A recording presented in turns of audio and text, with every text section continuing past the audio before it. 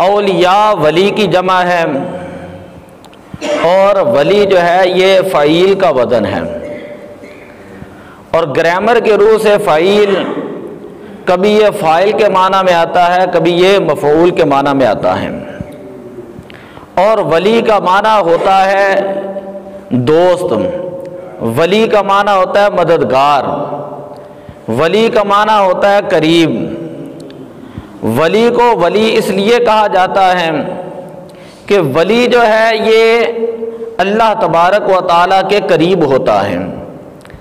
حدیث پاک کے اندر آتا ہے بندہ عبادت کر کر کے، نوافل ادا کر کے میرا قرب حاصل کر لیتا ہے، پھر میں اپنے بندے کی آنکھیں بن جاتا ہوں جن کے ساتھ وہ دیکھتا ہے، اپنے بندے کے کان بن جاتا ہوں جن کے ساتھ وہ سنتا ہے، اپنے بندے کے ہاتھ بن جاتا ہوں جن کے ساتھ وہ پکڑتا ہے، اپنے بندے کے پاؤں بن جاتا ہوں جن کے ساتھ وہ چلتا ہے۔ وَإِنْ سَأَلَنِي لَأُعْطِيَنَّهُ، اگر مجھ سے کچھ مانگتا ہے تو میں اس کو عطا کرتا ہوں۔ جب بندہ اللہ کے قریب ہوتا ہے، اللہ کے قریب ہوتا ہے، یہ حدیث میں نے آپ کو سنائی ہے، تو پھر اس وقت اللہ تعالیٰ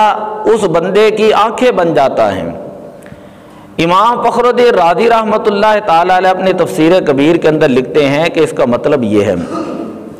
آنکھیں بندے کی ہی ہوتی ہیں لیکن اس کے اندر نورانی طاقت اور روحانی طاقت جو ہے یہ اللہ تعالیٰ کی ہوتی ہے، اور وہ بندہ دور اور نزدیک سے جو ہے وہ دیکھ لیتا ہے۔ اسی طرح جب اللہ تعالیٰ اپنے بندے کے کان بن جاتا ہے تو وہ بندہ اللہ کی دی ہوئی طاقت کے ساتھ دور سے بھی سن سکتا ہے، قریب سے بھی سن سکتا ہے۔ اور اپنے بندے کے ہاتھ بن جاتا ہوں، اس کا مطلب یہ ہوتا ہے کہ طاقت خدا کی ہی ہوتی ہے لیکن پکڑنے کی طاقت خدا کی ہوتی ہے۔ جب اللہ کا نیک بندہ کسی چیز کو ہاتھ لگاتا ہے تو اللہ تعالیٰ اس چیز کے اندر برکتیں عطا فرما دیتا ہے۔ سرکار غوث پاک رضی اللہ تعالیٰ عنہ کے پاس ایک شخص آیا، وہ کہنے لگا کہ مجھے کوئی کرامت دکھائیں۔ غوث پاک رضی اللہ تعالیٰ عنہ، آپ نے ایک سیب تھا آپ کے ہاتھ میں، آپ نے اس کو سیب دیا، آپ نے فرمایا اس کے 2 ٹکڑے کرو۔ اس نے 2 ٹکڑے کیے، ایک سیب کا حصہ اس کے ہاتھ میں تھا، دوسرا حصہ غوث پاک رضی اللہ تعالیٰ عنہ کے ہاتھ میں تھا۔ تو جو اس کے ہاتھ میں سیب کا ٹکڑا تھا اس کے اندر کیڑے پڑ گئے، دیکھتے ہی دیکھتے بدبو پیدا ہو گئی، اور جو غوث پاک رضی اللہ تعالیٰ عنہ کے ہاتھ میں ٹکڑا تھا اس ٹکڑے سے خوشبو بھی آ رہی تھی اور لذت بھی اس کی زیادہ تھی۔ وہ وقت کا بادشاہ تھا جس کے ساتھ یہ معاملہ پیش آیا، تو وہ کہنے لگا کہ میرے جو سیب کا حصہ ہے تو اس کے اندر تو کیڑے پڑ چکے ہیں۔ آپ نے فرمایا بات یاد رکھنا، اللہ تعالیٰ اپنے بندوں کو نعمتیں برابر دیتا ہے، لیکن جب اللہ کی نعمتیں وہ کسی اللہ کے نیک بندے کے ہاتھ میں جاتی ہیں تو اللہ تعالیٰ ان نعمتوں کے اندر برکتیں عطا فرما دیتا ہے۔ اللہ اس نعمت کے اندر اپنی رحمت اور برکت نازل کر دیتا ہے، اور جب اللہ تعالیٰ کی نعمت کسی فاسق اور فاجر بدکار کے ہاتھ میں جاتی ہے تو اللہ تعالیٰ اس چیز سے برکتیں جو ہے وہ اٹھا لیتا ہے۔ بعض اوقات ہوتا ہے کسی کے پاس مال و دولت ہوتا ہے لیکن بے برکتہ ہوتا ہے، اتنی دولت ہوتی ہے جس کا حساب نہیں ہوتا، لیکن بعد میں پتہ چلتا ہے وہ تباہ و برباد ہو جاتی ہیں۔ کئی لوگ ہوتے ہیں ان کی اولادیں بگڑ جاتی ہیں، کئی لوگ ہوتے ہیں علم ہوتا ہے لیکن علم جو ہے اس کو زنگ لگ جاتا ہے، اس کے اندر سے اللہ تعالیٰ برکت اٹھا لیتا ہے۔ یعنی جیسی نیت ہوتی ہے اللہ تعالیٰ بندے کو ویسی ہی مراد عطا فرماتا ہے۔ اسی طرح اگر اللہ کا بندہ اللہ تعالیٰ کی بارگاہ میں کوئی سوال کرتا ہے تو اللہ تعالیٰ اپنے بندے کا سوال رد نہیں فرماتا، اپنے بندے کا سوال اسی وقت جو ہے وہ پورا فرما دیتا ہے۔ یہ کب ہوتا ہے؟ میں نے آپ کو بتایا ولی کا معنی ہے، ایک ہے فعیل کے معنی میں، فاعل کے معنی میں ہوں تو اس کا معنی ہوگا محبت کرنے والا، محبت کرنے والا، اور اگر مفعول کے معنی میں ہو تو اس کا مطلب ہوگا جس سے محبت کی جائے۔ جب بندہ اللہ تعالیٰ سے محبت کرتا ہے تو اس کی نشانی یہ ہوتی ہے کہ بندہ اللہ تعالیٰ کی طرف متوجہ ہوتا ہے، دل دماغ کے ساتھ، ذہن کے ساتھ اللہ کی عبادت کرتا ہے، رکوع اور سجود کی حالت میں اللہ کی عبادت کرتا ہے، قیام کی حالت میں اللہ کی عبادت کرتا ہے، سجدے کی حالت میں اللہ کی عبادت کرتا ہے۔ اگر وہ اس طرح عبادت کرنے سے عاجز آ جائیں تو پھر وہ اپنی زبان کے ذریعے اللہ کی عبادت کرتا ہے، لیٹ کر اللہ کی عبادت کرتا ہے۔ اگر وہ زبان سے بھی عاجز آ جائیں، اس کی زبان ساتھ دینا چھوڑ جائیں، تو پھر بھی وہ اپنے دل اور سوچ اور فکر کے ذریعے اللہ تبارک و تعالیٰ کو یاد کرتا ہے اور اللہ تعالیٰ کی عبادت کرتا ہے۔ یعنی یہ اللہ کے ولی کی نشانی ہوتی ہے کہ اللہ کا ولی ہر حال میں اللہ کی عبادت کے اندر مستغرق رہتا ہے۔ اعلیٰ حضرت رحمۃ اللہ تعالیٰ علیہ فرماتے ہیں کہ ولی کی نشانیاں 4 ہیں۔ پہلی ولی کی نشانی یہ ہوتی ہے کہ جو اللہ کا نیک بندہ ہوتا ہے، جو اللہ کا ولی ہوتا ہے، اس کی پہلی نشانی یہ ہوگی کہ وہ صحیح العقیدہ اہل سنت و جماعت میں سے ہوگا، اہل سنت و جماعت میں سے ہوگا۔ دوسری اس کی نشانی یہ ہوگی کہ جو اللہ کا ولی ہوگا اس کا ظاہری عمل جو ہے وہ قرآن و سنت کے مطابق ہوگا۔ اگرچہ خلوت میں کیا کرتا ہوں، لیکن اعلیٰ حضرت رحمۃ اللہ تعالیٰ علیہ فرماتے ہیں اس کا ظاہر جو ہے وہ قرآن و سنت کے مطابق ہوگا۔ تیسرے نمبر پر فرمایا کہ ولی کی نشانی یہ ہوتی ہے کہ جو اللہ کا ولی ہوتا ہے وہ اس قدر عالم ہوتا ہے کہ قرآن اور حدیث کو پڑھ کر اور وہاں سے مسائل جو ہے وہ نکال سکے اور لوگوں کو بیان کر سکے۔ یعنی قرآن اور حدیث کو پڑھ کر اگر کوئی مسئلہ پوچھے تو وہ قرآن اور حدیث سے وہ مسئلہ پڑھ کر سمجھ کر لوگوں کو بیان بھی کر سکیں۔ اور چوتھی اللہ کے ولی کی نشانی یہ ہوتی ہے کہ جو اللہ کا ولی ہوتا ہے اس کا سلسلہ ارادت جو ہے اس کے شیخ تک اور شیخ سے لے کر پھر نبی اکرم صلی اللہ علیہ وسلم تک جو ہے وہ سلسلہ وہ بالکل درست ہوتا ہے، اس کے اندر کبھی بھی کوئی کجی وغیرہ نہیں آتی۔ تو میں بتا رہا تھا کہ اللہ کے ولی جو ہوتے ہیں ان کی یہ 4 نشانیاں ہیں، اور اللہ کے ولی جو ہوتے ہیں ان کی نشانی یہ ہوتی ہے کہ اذا رؤوا ذکر اللہ، جب ان کو دیکھا جائے تو انسان کو خدا یاد آ جاتا ہے، انسان کو خدا یاد آ جاتا ہے۔ جب وہ ولی کے پاس بیٹھیں تو امام احمد یار خان نعیمی رحمۃ اللہ تعالیٰ علیہ فرماتے ہیں اس کی نشانی ایک یہ ہے کہ جب بندہ اس کے پاس بیٹھ کر اٹھ کر جاتا ہے نا تو اس کے دل کے اندر دنیا کی محبت نہیں رہتی، اس کے دل کے اندر اللہ اور اس کے رسول کی محبت پیدا ہو جاتی ہے۔ آج آپ دیکھیں کہ ہم اپنے ارد گرد ماحول دیکھیں کہ اگر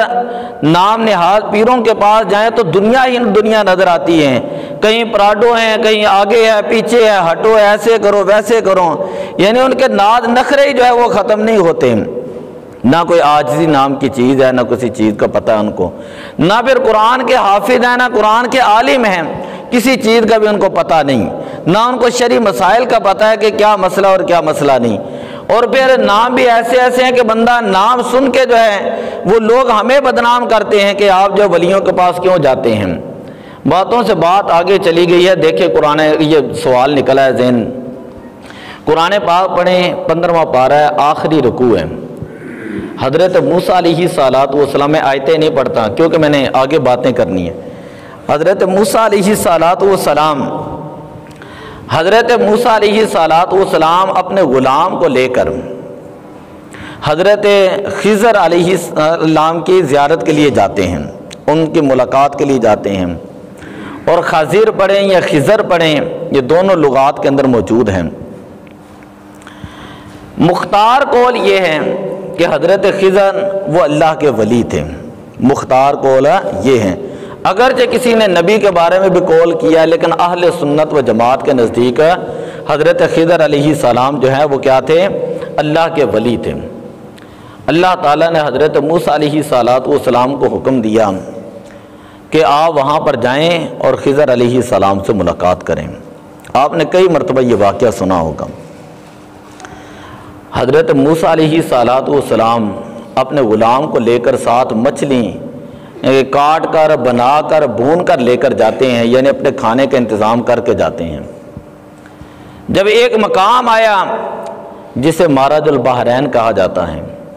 اس مقام کے اوپر جا کر حضرت موسیٰ علیہ السلام ٹھہر گئے،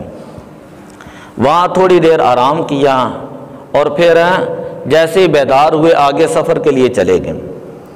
جب حضرت موسیٰ علیہ السلام نے بھوک محسوس کی اللہ کی حکمت کے مطابق، جب آپ نے بھوک محسوس کی تو آپ نے اپنے غلام سے فرمایا کہ اے میرے غلام وہ کھانا لاؤ۔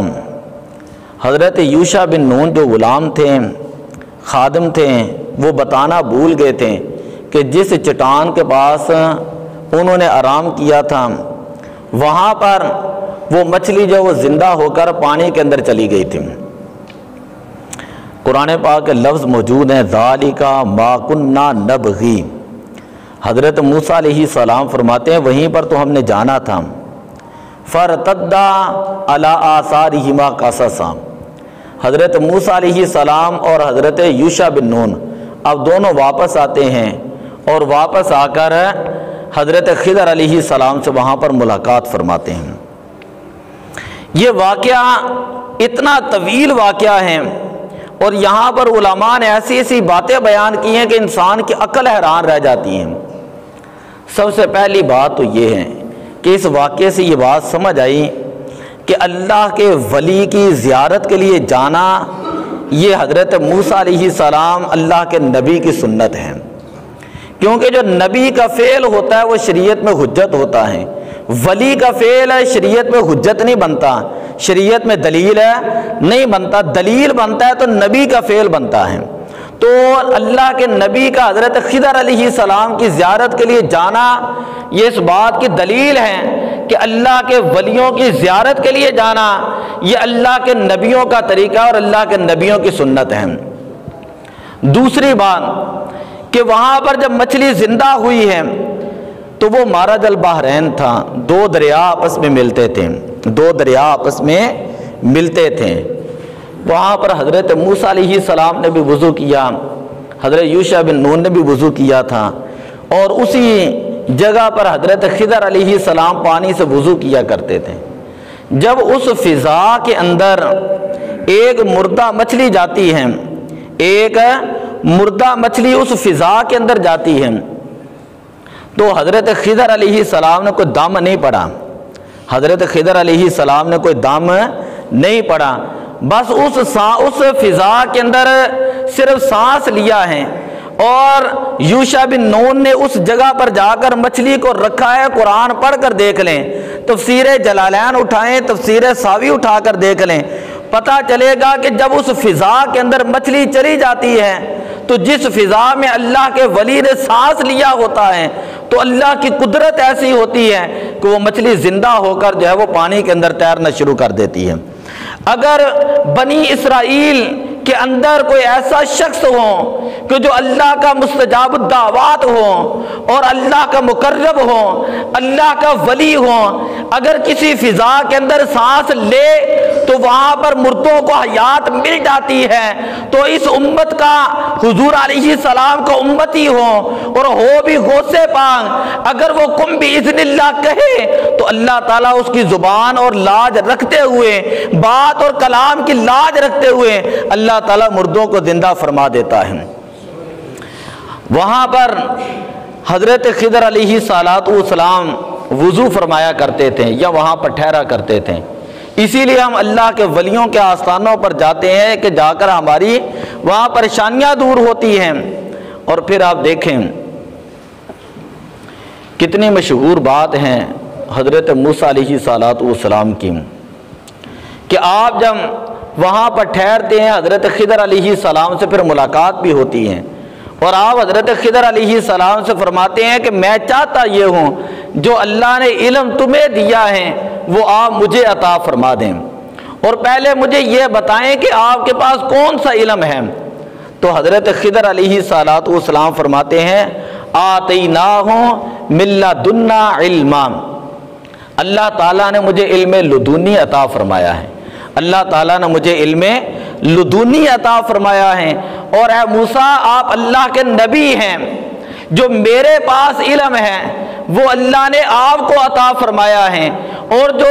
آپ کو اللہ نے اسرار اور رموز عطا فرمائے ہیں، ضروری نہیں کہ اللہ تعالیٰ مجھے بھی وہ عطا فرمائے۔ میرا علم کم علم ہے اور میں ایک ولایت کے منصب اوپر ہوں، اور آپ اللہ کے کلیم نبی ہیں۔ جو اللہ نے آپ کو عطا فرمایا وہ اللہ نے مجھے نہیں عطا فرمایا، اور جو مجھے عطا کیا ہے اے موسیٰ علیہ السلام، میں یہاں پر جس جگہ سے گزر جاتا ہوں اللہ تعالیٰ اس جگہ پر سبزے جو ہے وہ اگا دیتا ہے،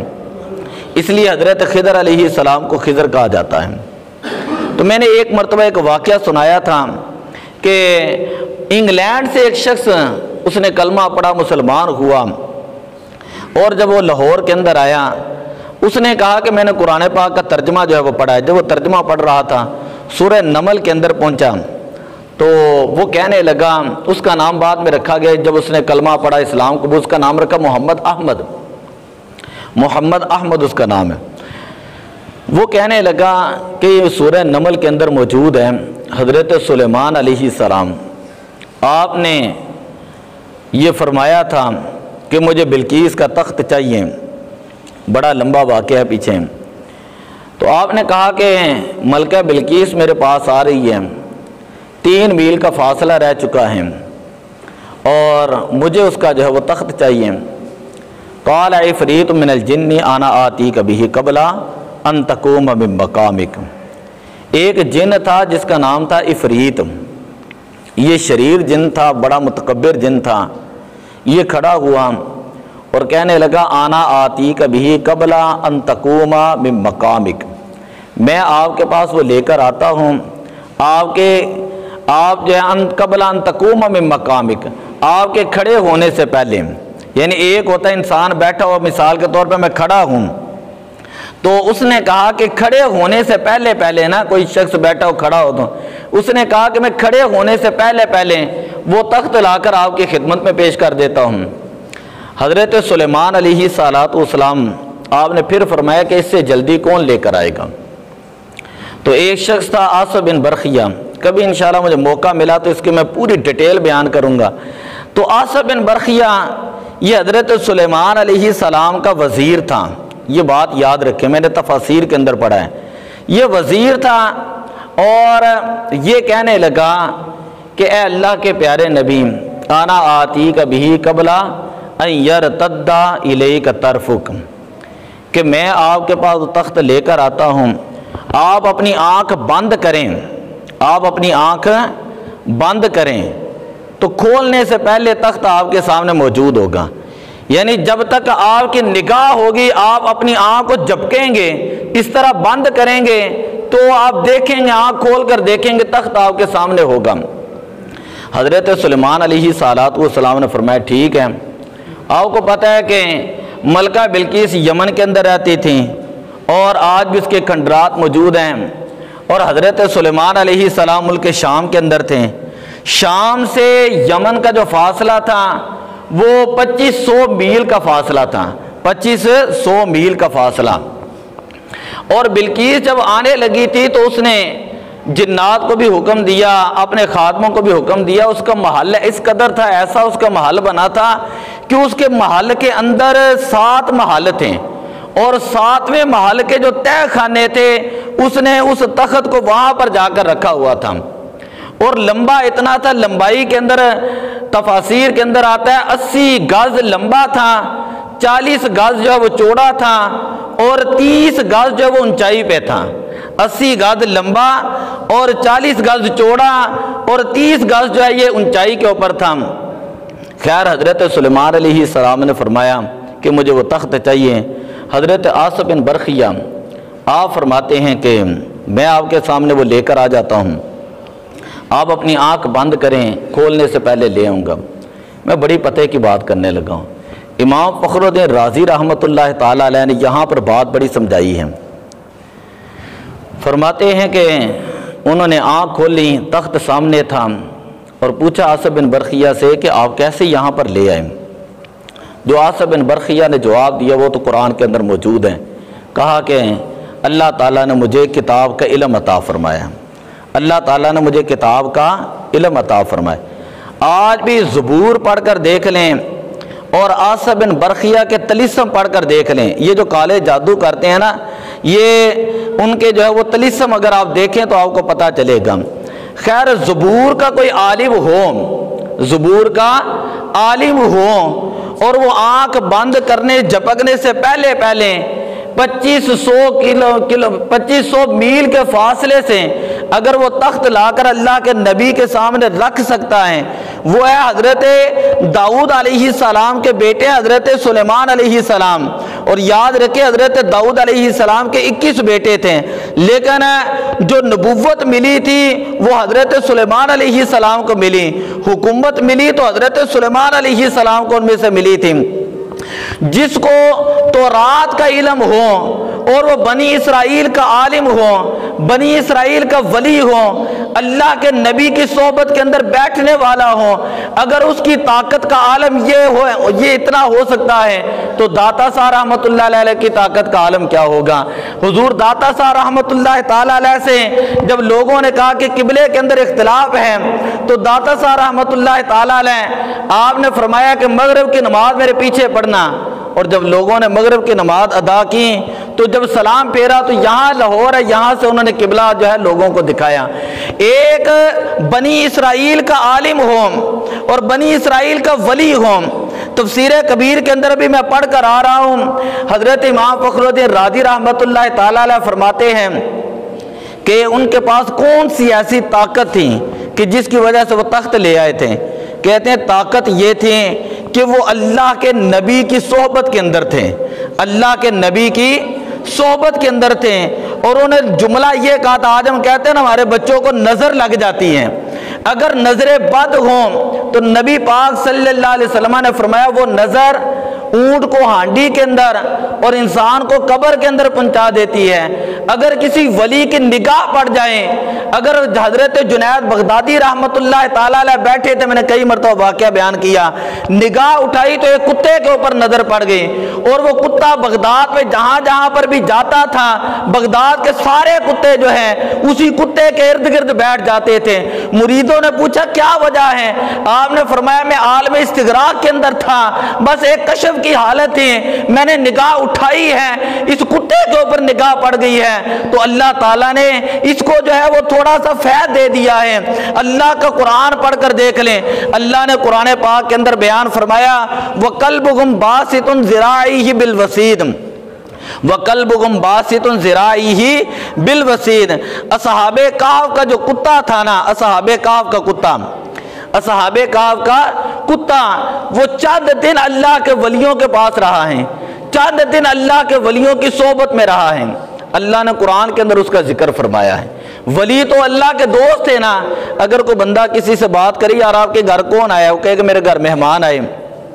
کبھی کوئی یہ نہیں کہتا کہ مہمان آئے تو ساتھ کتا بھی کوئی لے کر آئے یا کسی کتے کا ذکر بھی کرتے ہوں، نہیں۔ اللہ نے قرآن کے اندر جہاں ولیوں کا ذکر کیا ہے نا، ساتھ ہی کتے کا بھی ذکر کیا، اور کہا 309 سال تک جہاں اللہ کے انوار و تجلیات وہ اللہ کے ولیوں کے اوپر پڑتے رہے، اور 309 سال تک جہاں اللہ کے ولیوں کے جسم سلامت رہے، 309 سال تک قرآن پڑھ کر دیکھ لیں کہ اذا طلع الشمس تزاور عن کہفہم، کہ سورج جو ہے جب طلوع اور غروب ہوتا تھا تو وہ غار سے ہٹ کر طلوع اور غروب ہوتا تھا، جب صبح ہوتی اللہ کے ولی اپنا جسم ایک مرتبہ پلٹتے، جب شام ہوتی تفاسیر میں آتا ہے پھر اپنا جسم پلٹ لیتے تاکہ مٹی ان کے جسموں کو نقصان نہ پہنچائے۔ 309 سال تک جہاں اللہ کے ولیوں کے جسم سلامت رہے وہاں پر اس کتے کا جسم بھی سلامت رہا۔ اس کا جواب ہمیں کوئی سائنس نہیں دے سکتی، ہمیں کوئی عقل نہیں دے سکتی، اس کا جواب اللہ کا قرآن دیتا ہے۔ اللہ نے قرآن کے اندر بیان فرمایا وَرَبَطْنَا عَلَىٰ قُلُوبِهِمْ وَرَبَطْنَا عَلَىٰ قُلُوبِهِمْ، کہ ولیوں کے جسم اس لیے سلامت رہے کہ ولیوں کے دلوں کے اندر اللہ کی محبت تھی، ولیوں کے دلوں کے اندر وربطنا علی قلوبہم، یہ لفظ ہیں جس سے مرضی ترجمہ کرا لیں کہ ولیوں کے دلوں کے اندر اللہ کی محبت تھی، اور اس کتے کے دل کے اندر اللہ کے ولیوں کی محبت تھی۔ اللہ کے ولیوں کی چوکھٹ میں بیٹھنے والا وہ صحابہ کہف کا کتا، وہ پہلی قوموں کا کتا، اگر وہ فیض پا جاتا ہے تو اللہ کی عزت کی قسم ہے، ہم اگر داتا داتا کرتے ہیں، فرید فرید کرتے ہیں، معین الدین چشتی کرتے ہیں، غوث آدم کا نام لیتے ہیں، ہم ولیوں کا نام اس لیے لیتے ہیں جہاں اللہ فیض ان کو پہنچائے گا، اللہ ان کی برکت سے ہماری مشکلات کو بھی آسان فرمائے گا۔ سگے درگاہیں میراں شو، اس دن میں نے شعر پڑھا، سگے درگاہیں میراں شو تو خواہی قرب ربانی، خواجہ سلیمان توسوی رحمت اللہ تعالی علیہ کا یہ شعر ہے۔ فرماتے سگے درگاہ میراں شو تو خواہی قرب ربانی، بر شیراں شرف دارن سگے درگاہ جیلانی، کہ غوث پاک کے در کے جو کتے ہوتے ہیں نا، وہ بڑے بڑے جو دنیا دار بھی ہوتے ہیں ان کو خاطر کے اندر نہیں لے کر آتے ہیں۔ اگر تو خدا کا قرب چاہتا ہے تو اپنے گلے کے اندر غوث پاک کی نسبت ڈال لے، اگر تو فلاح چاہتا ہے تو کہہ کہ میں اللہ کے ولیوں کا خادم ہوں، اللہ تعالیٰ تجھے دنیا کے اندر کامیابیاں عطا فرمائے گا۔ پیر میر علی شاہ صاحب رحمۃ اللہ تعالیٰ علیہ ایک مرتبہ پاک پتن شریف گئے۔ یہ واقعہ عطا محمد بندیالوی صاحب نے لکھا اپنی کتاب کے اندر فیوزات حسنیہ کے اندر،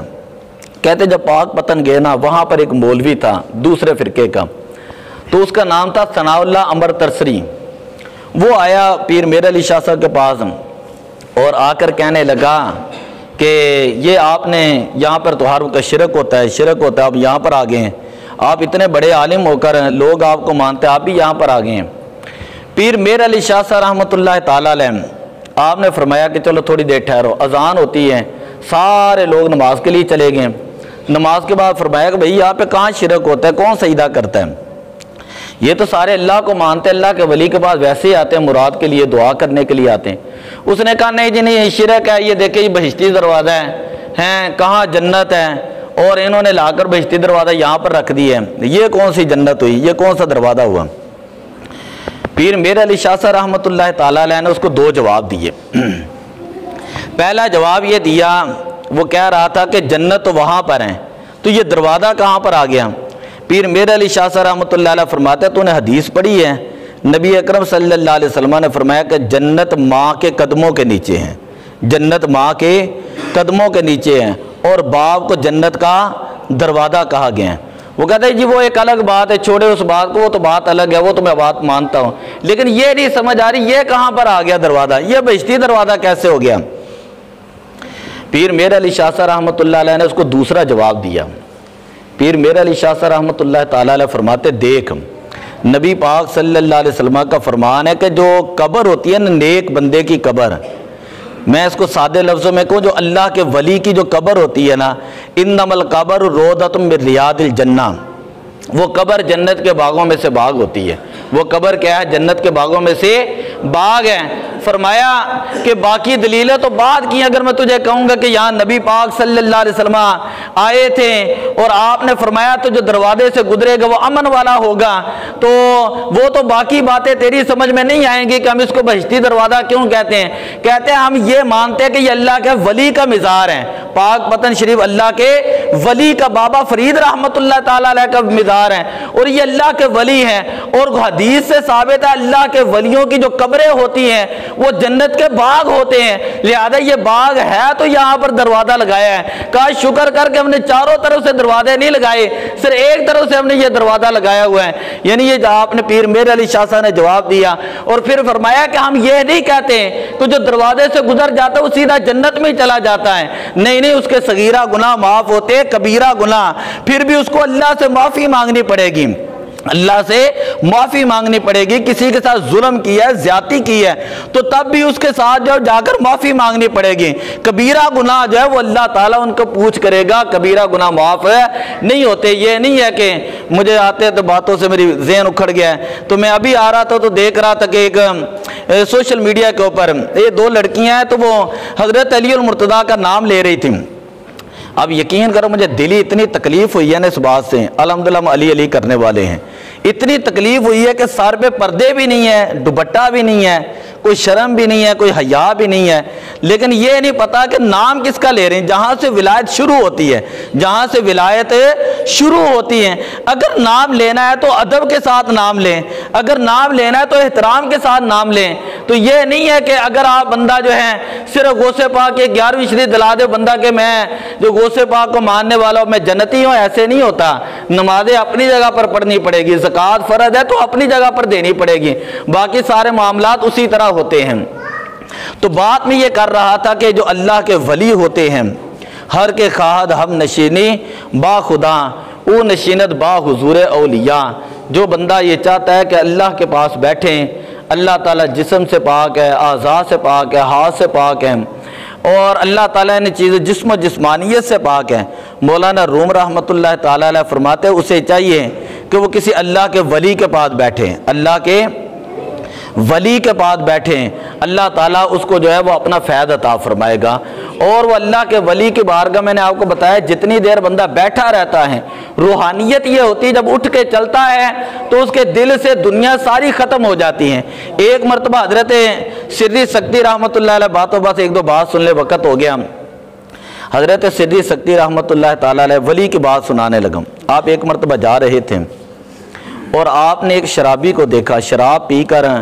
وہ اللہ اللہ اس کی زبان سے اللہ اللہ نکل رہے ہیں۔ آپ گئے، آپ نے کپڑا لیا، اس کا منہ صاف کیا، تھوڑا سا پانی لیا پیالے کے اندر، پہلے خود پیا